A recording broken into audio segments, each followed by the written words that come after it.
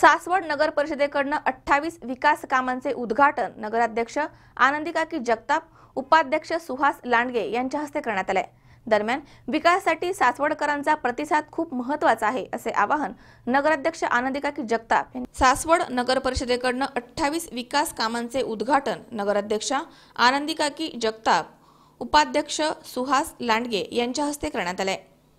रस्त्याचे डांबरीकरण, काँक्रिटीकरण, मंदिर तसेच प्राथमिक शाळा दुरुस्ती अशा विविध 28 कामांचे उद्घाटन सासवड नगर परिषदेचे नवनिर्वाचित अध्यक्ष मार्तंड भोंडे आणि नूतन नगरसेवक यांच्या हस्ते करण्यात आले। या विकास कामांसाठी जवळजवळ 3,45,45,590 रुपयांचा निधी देण्यात आला आहे। विकास कामांच्या शुभारंभाची सुरुवात साठेनगर येथे भूमिपूजन करून करण्यात आली आहे। यावेळी सर्व नगरसेवक स्थानिकांनी नारळ फोडून हार चढवून कामांचे उद्घाटन केले। सर्वात जास्त निधी पुणे रोड ते सोनोरी रोड रामबोरकर वस्ती डांबरीकरण करण्यासाठी 61,21,720 रुपयांचा निधी आलाय। हा रस्ता जिल्हा परिषद पंचायत समितीच्या अधिखत्याखाली असल्यामुळे रोडची खूप दुरावस्था झाली होती। जिल्हाध्यक्ष संजय जगताप यांच्या पाठपुराव्याने हा रस्ता पंचायत समितीने नगरपालिकेस हस्तांतरित केलाय। या कार्यक्रमाच्या उद्घाटन प्रसंगी बांधकाम समितीचे सभापती योगेश गिरमे, सभापती मनोहर जगताप, ज्येष्ठ नगरसेवक अजित जगताप, ज्येष्ठ नगरसेवक संदीप जगताप, सदस्य प्रल्हाद कावडे, प्रमोद जगताप, सदस्या निलिमा चौखंडे, सदस्या मीनाताई वडणे, निर्मला जगताप तसेच सासवड नगर परिषदेचे सर्व कर्मचारी वृंद उपस्थित होते। खडीकरण करून दोन्ही बाजूस पाण्यासाठी गटारी काढली आहेत। तसेच बीबीएम करून मजबूतीकरण करून त्यावर कार्पेट टाकून त्यावरनं सिलकोट केलं जाईल। त्यामुळे हा रस्ता कमीत कमी 10 वर्ष टिकेल अशी माहिती मुख्य अभियंता शेलार यांनी दिली आहे। विकास कामांमधनं चांगलं सासवड घडवायचं यासाठी सासवडकरांचा प्रतिसाद महत्त्वाचा आहे। लोकसहभागाशिवाय कुठलाही सार्वजनिक काम पूर्ण होऊ शकत नाही। आपल्या ज्या काही सूचना असतील त्या वेळोवेळी नगरपालिकेला कळवा असे आवाहन नगराध्यक्ष आनंदीकाकी जगताप यांनी यावेळी केले।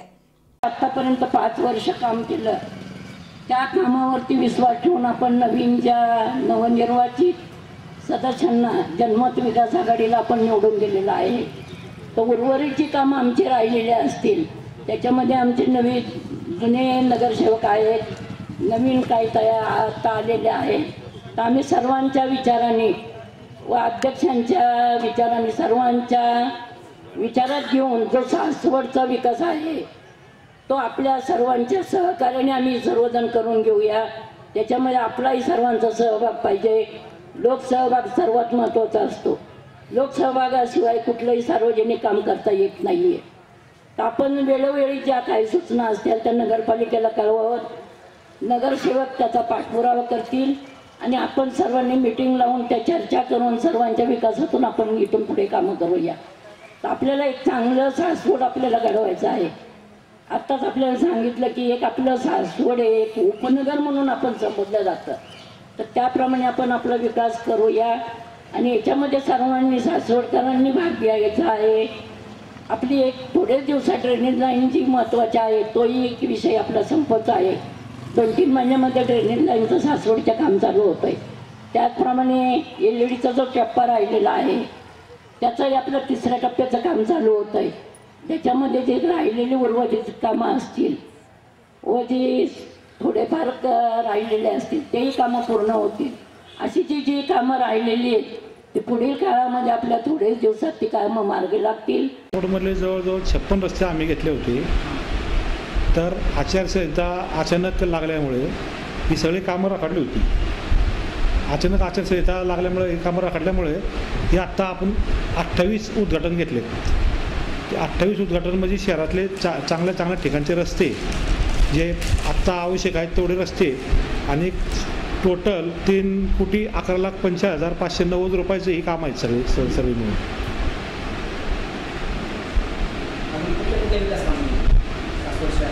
सासवड शहरामध्ये चंद्रकाका जगताप व संजयजी जगताप यांच्या नेतृत्वाखाली भाजी मंडईचं काम, शिवाजी पुतळा उभा केला, त्यानंतर आचार्य सांस्कृतिक भवन आणि अहिल्यादेवी मटर मार्केट, शिवसृष्टी अशी बरीचशी करोडो रुपयाची कामं संजय जगताप यांच्या नेतृत्वाखाली आम्ही केलेली आहेत. तसेच अजून बी आंबेडकर भवनाचं काम जवळजवळ 2.5 ते 3 कोटी रुपये खर्च करून ते पूर्ण होत आलेलं आहे. त्याचंही उद्घाटन आमचं ह्याच्यामुळे राहिलं होतं, आचारसंहिता अचानक लागल्यामुळे. आणि आमची 15 वर्ष झाली सत्ता आहे संजय जगतापांच्या नेतृत्वाखाली. सासवड नगरपालिका त्यांच्याकडेच आहे पहिल्यापासून. आणि सासवडला आम्हाला जवळजवळ 3 वेळा प्रथम क्रमांकाचं बक्षीस मिळालं आहे. महाराष्ट्र शासनाने बक्षीस दिलेलं आहे. मुख्यमंत्र्यांच्या हस्ते बी बक्षीस मिळाले. आत्ताच मध्ये हागणदारी मुक्तीचं 1 करोड रुपये आम्हाला शासनाने बक्षीस मिळालं आहे. त्यातले 30 लाख रुपये आम्हाला मिळाले आहेत. बाकी 70 लाख रुपये देणार आहेत. अमोल निगुल, C24 तास, सासवड.